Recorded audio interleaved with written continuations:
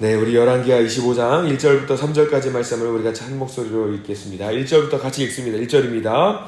시드기야 제9년 열째 달 10일에 바벨론의 왕 느부갓네살이 그의 모든 군대를 거느리고 예루살렘을 치러 올라와서 그 성에 대하여 진을 치고 주위에 토성을 쌓음에 그 성이 시드기야 왕 제11년까지 포위되었더라.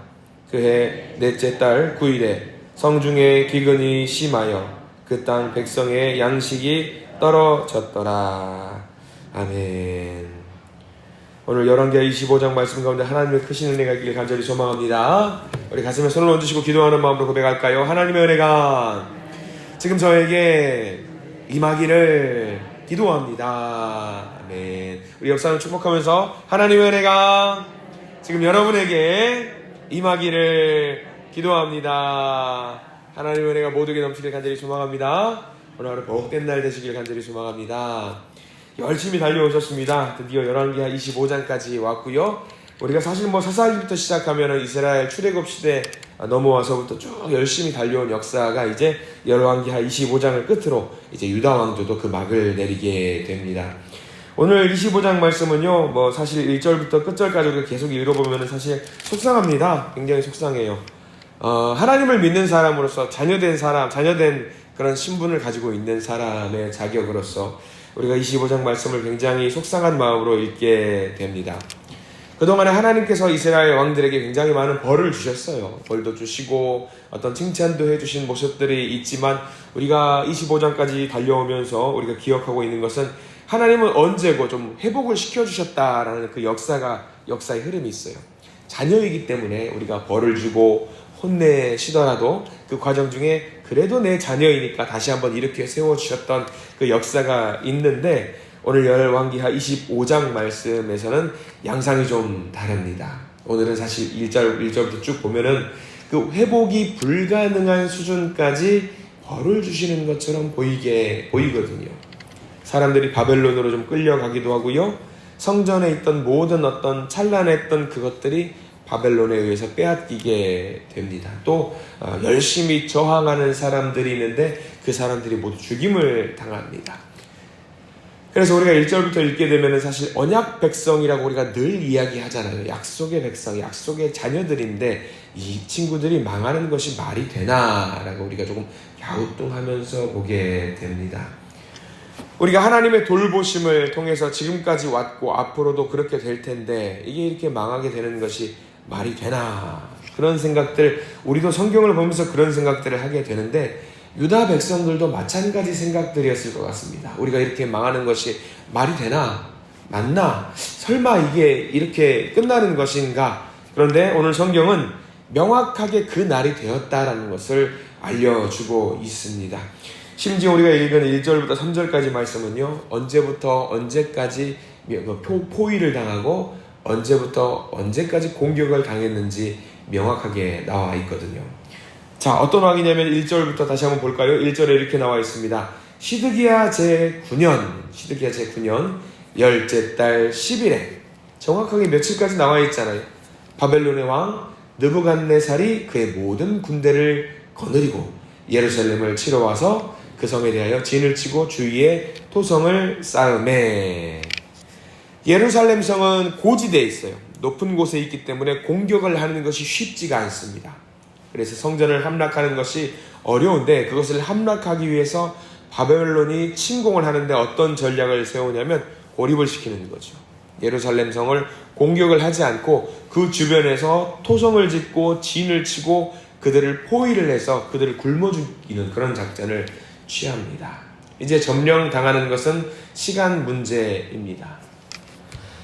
그래서 우리가 오늘 말씀을 통해서 유다가 망한 것으로 끝났으니까 말짱 꽝이고 모든 것이 다 끝났다고 생각을 할 수가 있는데 사실 그렇지는 않습니다. 우리가 말씀을 25장 말씀 쭉 보게 되면요, 무너지고 붕괴되고 모든 것이 없어질 것 같은데 끝자락에 보면은 하나님께서 이들을 살리시는 소중한 역사심이 또 담겨 있습니다. 결국 하나님은 언약을 소중하게 생각하신다라는 말씀이 또 담겨 있습니다. 자, 먼저 볼까요? 범죄한 유다가요, 이제 하나님의 심판을 받아서 345년의 역사로 마감을 합니다. 우리가 북이스라엘의 역사를 잠깐 한번 볼게요. 그 친구들 몇 년 만에 멸망한지 혹시 기억하세요? 기억 못하셔도 상관없습니다. 대략 한 200년입니다. 209년의 역사를 끝으로 북이스라엘이 멸망을 하는데요. 남유다는 그래도 쭉 이어집니다. 345년의 역사까지 쭉 이어지거든요. 근데 345년의 역사를 보면서 우리가 기억을 하게 됩니다만은 345년의 전체 역사 중에 칭찬의 역사가 많을까요? 벌받는 역사가 더 많을까요? 선택받은 민족이라고 하면은 그래도 하나님을 믿고 칭찬받는 역사가 많아야 될 텐데 오히려 벌받았던 역사가 더 많았다라고 하는 것. 우상 숭배를 하고 하나님을 온전히 섬기지 못했던 그런 시간들이 굉장히 많았다라는 것을 우리가 좀 주목을 할 필요가 있습니다. 그리고 우리가 25장 말씀을 통해서 잘 기억을 해야 될 것들이 하나가 있는데, 유다 왕조의 멸망을 보면서 성경이, 하나님의 말씀이 주목하고 있는 것이 무엇인지 잘 봐야 돼요. 어떤 것이 제일 먼저 무너지고 있었다라는 것을 성경은 명확하게 이야기하고 있거든요. 위정자들이 먼저 죽었다거나 가정이 먼저 무너졌다거나 아니면 나라의 질서가 와장창창 무너졌다라고 성경은 기록하지 않고 있고요. 제일 먼저 무너졌던 것이 무엇을 말하고 있냐면 8절 말씀 한번 보셔요. 8절 다 보실 필요 없고요. 8절의 제목을 한번 보실래요? 25장 8절의 표지예요. 제일 먼저 뭐가 무너진 것 같아요? 성전이 무너졌어요. 성경은 주목하고 있는 게 뭐냐면 나라를 다스리고 있는 왕이 무너졌다거나 위정자들이 무너졌다거나 하고 있는 것이 아니라 성경이 집중하고 있는 건 뭐냐면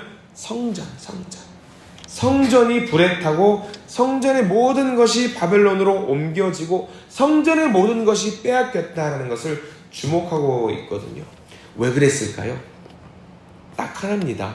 성전이 제 기능을 발휘하지 못했기 때문입니다. 이게 굉장히 중요한 거거든요.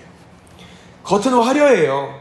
굉장히 화려하고 막 금으로 치장이 돼 있고 막 그렇게 돼 있는데 성전이 그 겉으로는 아무리 화려하다고 할지라도 그 내면의 믿음이, 내면의 역할이 잘 구실을 발휘하지 못했을 때는 하나님은 그 성전도 제일 먼저 쓰러뜨리는 분이라는 것을 우리가 잘 기억했으면 좋겠습니다.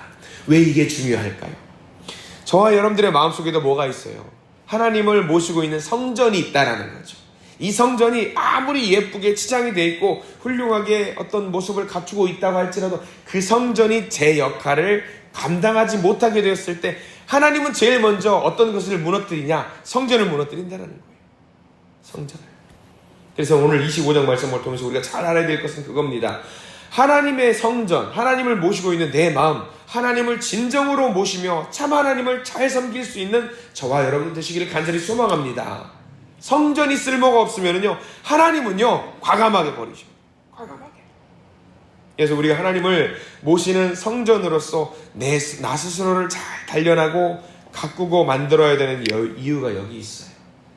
성전의 껍데기를 자랑하는 것이 아니라, 내가 얼마나 오래 하나님을 섬겼다라는 자랑하는 것이 아니라, 내가 무엇을 했던 나의 공로를 높이는 것이 아니라, 하나님을 모시고 참된 성전으로 살아가는 우리 모든 성도님들 되시기를 진정으로 소망합니다. 말씀을 드리는 서두에 유다 왕국이 멸망을 했지만 하나님은 모든 것을 포기하지 않으시는 신실하신 하나님이라고 말씀을 드렸습니다. 25장 후반부에는요, 그것을 증명하는 내용이 담겨 있어요. 자, 우리 제일 끝으로 넘어가 볼게요. 25장 27절, 가장 끝절이거든요. 27절과 28절, 29절, 30절까지 말씀이 쭉 나와 있는데 먼저 한번 27절 읽어볼까요? 27절 말씀을 한번 읽어봅니다. 27절입니다. 시작. 유다의 왕 여호야긴이 사로잡혀 간지 37년 곧 바벨론의 왕 에윌므로닥이 즉위한 원년 12월 그달 27일에 유다의 왕 여호야긴을 옥에서 내놓아 그 머리를 들게 하고. 자, 우리 거기 밑줄을 좀 그어볼까요? 여호야긴을 옥에서 내놓아 그 머리를 들게 하고. 여호야긴은요, 요시야 왕의 아들입니다. 요시야의 아들인데, 여호야긴이 왕이었어요. 원래 시드기야, 마지막 왕이 시드기야잖아요. 시드기야 바로 전 왕이었어요. 근데 무려 얼마를 통치하고 바벨론으로 끌려갔냐면 3개월을 통치하고 끌려갔거든요. 3개월 통치하고 무려 멸령 37년 동안 포로 생활을 하고 있었던 거예요. 근데 하나님이 시드기야의 최후가 마지막 왕의 최후도 한번 잠깐 볼까요? 얼마나 끔찍하게 나와 있냐면 25장 7절 말씀 잠깐 볼까요? 하나님을 섬기지 않는 민족 그 왕의 최후가 이렇습니다. 25장 7절 우리 천천히 한번 읽어보겠습니다. 7절 시작. 그들이 시드기야의 아들들을 그의 눈앞에서 죽이고 시드기야의 두 눈을 빼고 노사슬로 그를 결박하여 바벨론으로 끌고 가더라. 다시 돌아올게요. 27절로 돌아올게요. 마지막 왕이에요. 시드기야가 사실 왕으로 치면은 여호야긴이라는 왕을 했다가 끌려가서 시드기야가 마지막으로 통치했다가 시드기야가 바벨론을 끌려가서 죽임을 당하고 포로로 끌려갔던 여호야긴을 다시 세우거든요. 이게 참 암울한 역사죠. 이런 역사가 우리 가운데는 없어야 되는데 아무튼 여호야긴이 다시 한번 기회를 얻거든요. 하나님의 언약 백성으로서 마지막 그 혈통을 유지시켜주는 하나님의 역사하심이 있습니다. 여전히 구원과 소망의 빛을 하나님이 주시는데 이제 28절과 29절과 30절을 보면은 하나님이 다시 한번 살리시는군요 라는 것을 보여줍니다. 자, 28절, 29절, 30절 읽어보겠습니다. 시작. 그에게 좋게 말하고 그의 지위를 바벨론에 그와 함께 있는 모든 왕의 지위보다 높이고 그 죄수의 의복을 벗게 하고 그의 일평생에 항상 왕의 앞에서 양식을 먹게 하였고 그가 쓸 것은 날마다 왕에게서 받는 양이 있어서 종신토록 끊이지 아니하였더라. 하나님이 바벨론 왕을 감동시킵니다. 그거에 대해서 정확한 역사의 기록은 없습니다. 다만 하나님이 무너져 있는 모든 것을 다시 회복시키시려고 하는 하나님의 신실하심을 보여줍니다.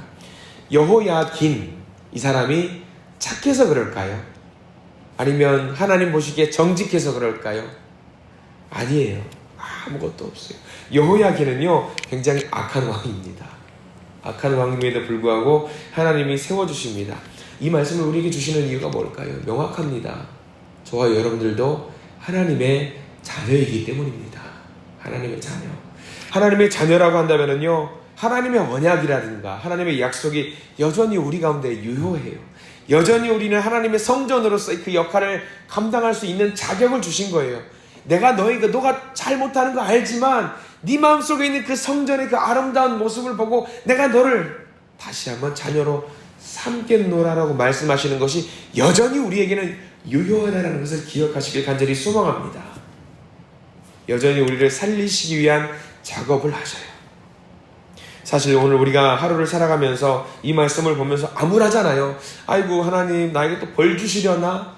하나님 나에게 또 심판하시려나? 그게 아니라 살리신다라는 것을 우리가 잘 기억하시기를 소망합니다. 우리가 오늘 구원의 약속을 보여주시는 하나님의 역사를 잘 기억하시기 바랍니다. 이 여호야긴을 통해서 이제 쭉 이어져요. 그리고 이 혈통이 유지돼서 나중에 누가 세워지냐면 예수 그리스도가 세워집니다. 이게 참 감사한 거예요, 하나님.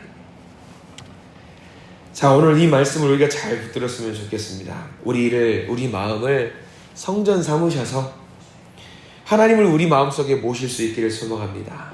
그래서 그 예쁜 공간을 만들어서 그 공간을 통해서 하나님 내 마음속에 들어와 주시옵소서.